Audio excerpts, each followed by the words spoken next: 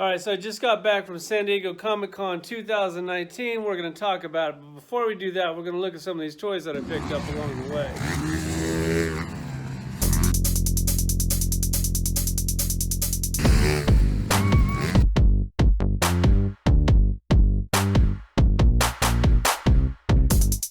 All right, so we all know that Comic-Con is an extremely difficult show to get into, so when you are fortunate enough or lucky enough to go there, every single one of your nerd friends and then a bunch of other guys come out of the woodworks and they start asking if you can pick something up for them. And I'm a really nice guy and I know what it's like to not be able to go to a show and pick something up. So I usually almost always say yes, but this year it got a little bit out of control. Went ahead and picked these up for Josh. He has a YouTube channel. You'll probably see him review those. This pile here is for Big Dub. I'm sure you'll probably see some kind of review of that whenever he gets these. This pile here is for Undercover Capes. He also wanted another thing from Diamond that sold out extremely quick. We'll go ahead and take a quick look at some of this stuff. And this one's for Plastic Addict. He lives in Hawaii, so that would be a pretty big travel. So I went ahead and picked up that turtle set for him. And then I had a bunch of other guys hit me up for turtle sets, and I can't really remember who hit me up first because I don't have enough to hook up everybody. So I'll try to go through my DMs, text messages, YouTube. I don't know. I got to. If you're one of the guys that I picked one of these up for, hit me up on a message and I'll see what I can do. You got this 4-pack for my boy Broccoli. He was at the show. I just forgot to give it to him, so I still got to do that. Another turtle set. This set here is from my buddy Mark. He lives in Vegas, so I don't have to ship it or anything. That's cool. We've been friends for 15 years, so I always grab something for him. And then over here, this is my stack. So whatever you want to see me open up first, that's what we're going to do. I got that Batman 4-pack, that Collector Grandmaster 2-pack, the Hulk, that Jurassic Park figure. That thing was extremely hard to get. I went ahead and picked up the 2-pack Wolverine Hulk 2-pack. Got the Predator number 2. It's basically like number 1, but different color skin. Then I got that turtle, and I don't do turtles, and you guys always say you don't collect turtles. Well, I guess I do now, because I got this one, and I'm probably going to get the rest of those DC ones that come with like a Batman and a turtle. That set actually looks pretty cool, but that turtle looked amazing. I'm actually most excited to open that turtle more than anything here.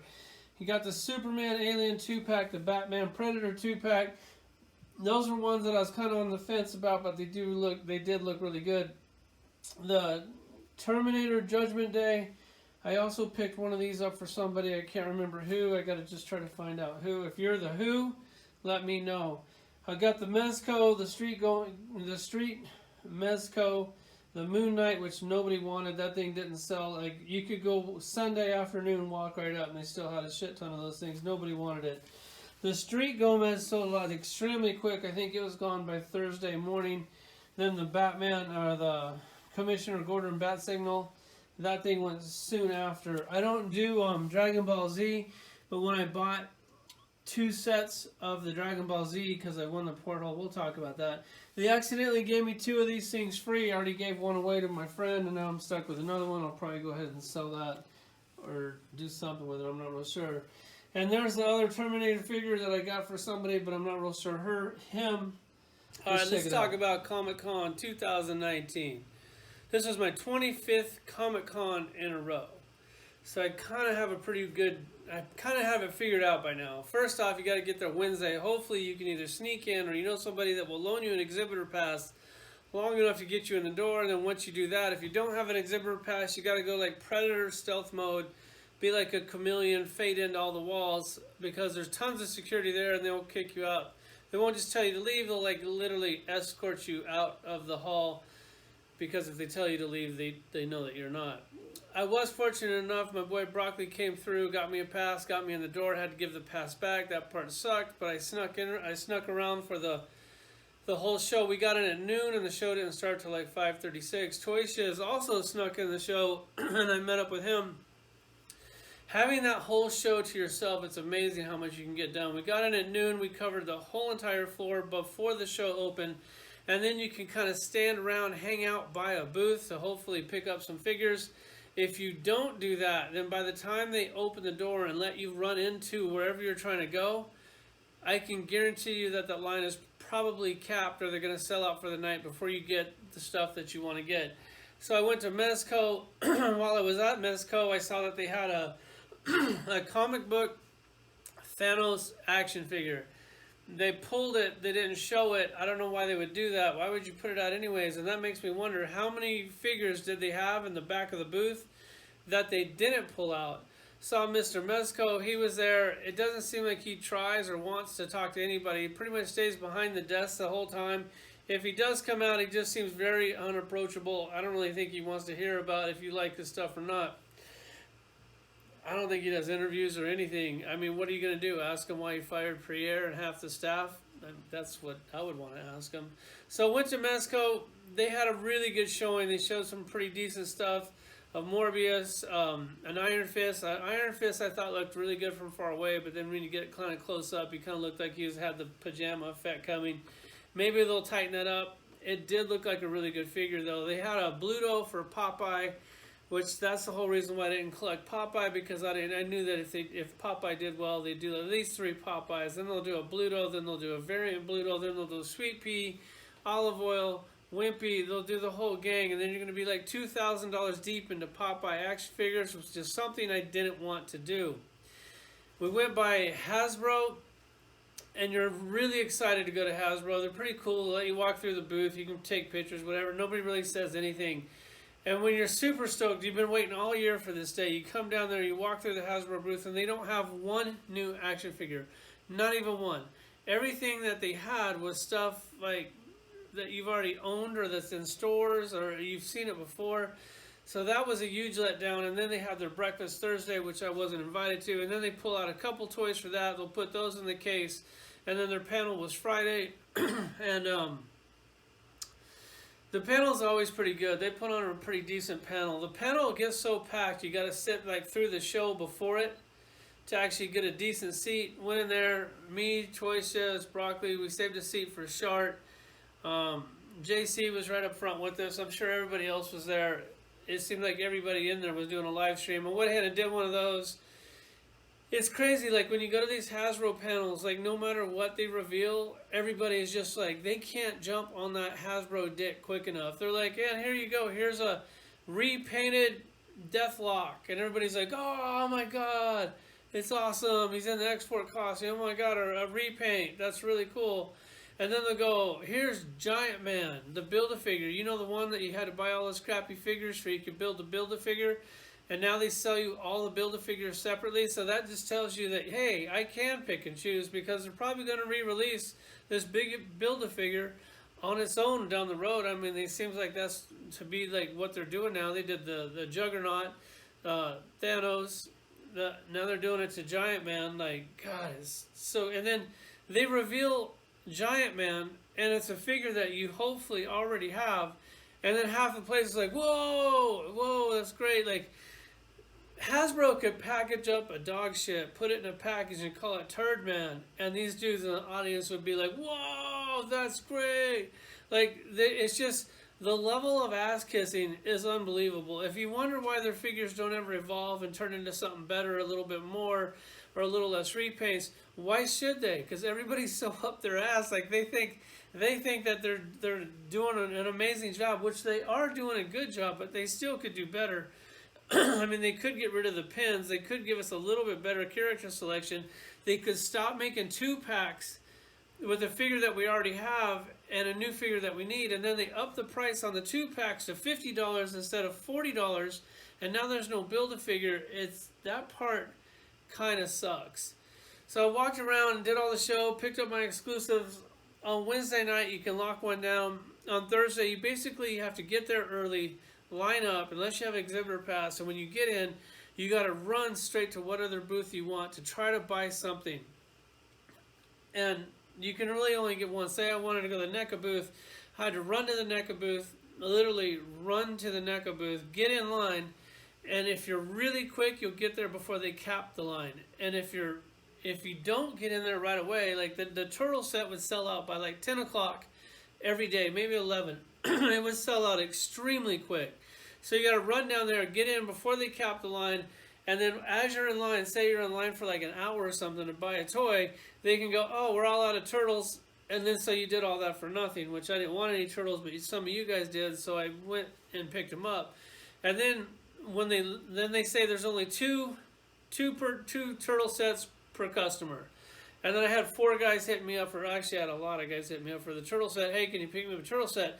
When these guys ask you to pick up stuff, they don't realize that they're this big. They're $100 to $25, and they probably don't realize that 20 people have already asked you to pick this thing up. I did grab 4. I could have got 6. My buddy was like, "You want to get 6?" I said, "No, I'm just over it, dude. I'm over it. I don't want to spend $1,000 on turtle sets, and I'm not even getting one for myself." So buying stuff for other people, like every year I go, I got like 1 or 2 guys that I hook up on the norm, and then I hooked up a few people last year. See, the very first year I started, I had a YouTube channel. A couple of dudes who watch my videos hit me up. They're like, "Hey, bro, can you pick one of these things up for me? I'll pay you, whatever it is, plus shipping." And I'm like, "Yeah, of course." And I did that. And then in return, they mailed me extremely nice action figures that I didn't have in my collection just for a thank you. Then I did it again last year. I bought twice, and I wasn't looking for that. That wasn't my plan. I wasn't like, "Hey, well, if I do this for this, you got to pay me, and you got to do so." I didn't do it for that. I did it just because I know what it's like to not being able to go to these shows. I know I want to go to New York Comic Con every year. I'd like to go to Toy Fair every year, but I just can't afford those trips. Like, it's just too much money, too much time away from work just for toys. So I do try to hook up as many people as I can, and then it's more and more. And then if you hook up one person, then they tell people, then all their 10 friends hit you up, then their 10 friends hit you up. And before you know it, you got like 100 guys asking you to pick something up for them for Toy Fair. I don't think you guys realize how hard it is to come by these action figures on Toy Fair. It is extremely difficult. So next year I'm going to back that off a little bit and start saying no, because I just can't do it. Like, you saw how many toys I got. We have a Dodge Durango. At least that's my wife's car.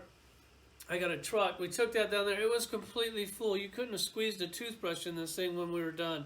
And I looked at that and I said, "You know what? This is just ridiculous. Like, I'll get a couple things for a couple people, and then that's it. I'm over it. It's done. Not to mention you're out like $3,000-$4,000, and then you gotta come back, have everybody PayPal you. Now you gotta get boxes. Now you gotta ship this shit off.